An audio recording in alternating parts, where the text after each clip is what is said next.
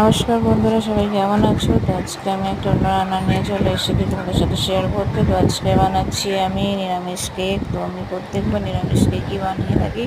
আমি কারণ আমি ডিম দিয়ে পছন্দ করি না। তো আমার গোপালকেও আমি দিই কেকটা বানিয়ে, তাই জন্য আরও আমি নিরামিষ কেকটাই বানাই। তো দেখো আমি কীভাবে বানাচ্ছি। তো আমি ফার্স্টে নিয়েছি, কী নিয়েছি এখানে দেখো, তোমাকে দেখাচ্ছি। তো দেখো আমি ফার্স্টে নিয়েছি 1 কাপ ময়দা। তো 1 কাপ ময়দাতে হচ্ছে 1 কাপের একটু কম চিনি নিতে হবে। তা সেটা হচ্ছে আমি গুঁড়ো করে নিয়েছি। তো একে একে সব কিছু চেলে নেবো। আর হচ্ছে দেখো পাউডার করা চিনিটা, ফার্স্টে ময়দা, একটু সামান্য লবণ নিয়েছি, আর হচ্ছে 1 চামচ বেকিং পাউডার, 1/2 চামচ বেকিং সোডা নিয়েছি, আর সব একটার সাথে চেলে রেখেছি। আর একটা মিক্সচারের বাটিতে আমি নিয়েছি সাদা তেল, 1/2 কাপ সাদা তেল নিয়েছি, 1/2 কাপ নিয়েছি বাটার, আর পুরো টক দইটাই আমি ওর মধ্যে দিয়ে দেবো।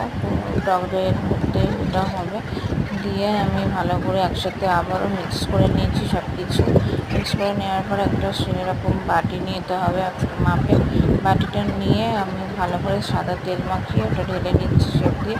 আর ওপর থেকে কিছুটা টুটি ফুটি আমার ছিল আগে, তো এটাই প্রায় শেষ, প্রায় আবারও কিনতে হবে।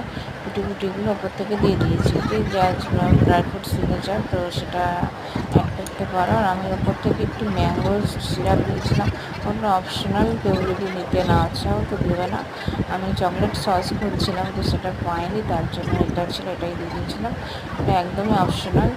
তো আমি প্রেশার কুকারে যেহেতু করবো, তো প্রেশার কুকারের মধ্যে লবণ দিয়ে একটা স্ট্যান্ড বসিয়ে গরম করে নিয়েছিলাম আগে থাকতে। তারপর এটা বসাবো, বসিয়ে এটা আমি 6টার সময় বসিয়েছি আর নামিয়েছি 7:30টার সময়।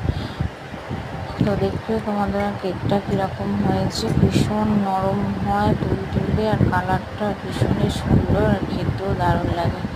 তো আমার তো ভীষণ ভালো লাগে, আমার হাজব্যান্ডের ভীষণ পছন্দ এই কেক। তো আমার কেনা কেকের থাকতে এই বানানো কেকটা ভীষণ ভালো লাগে, এখন আমার ছেলেরও ভীষণ প্রিয়।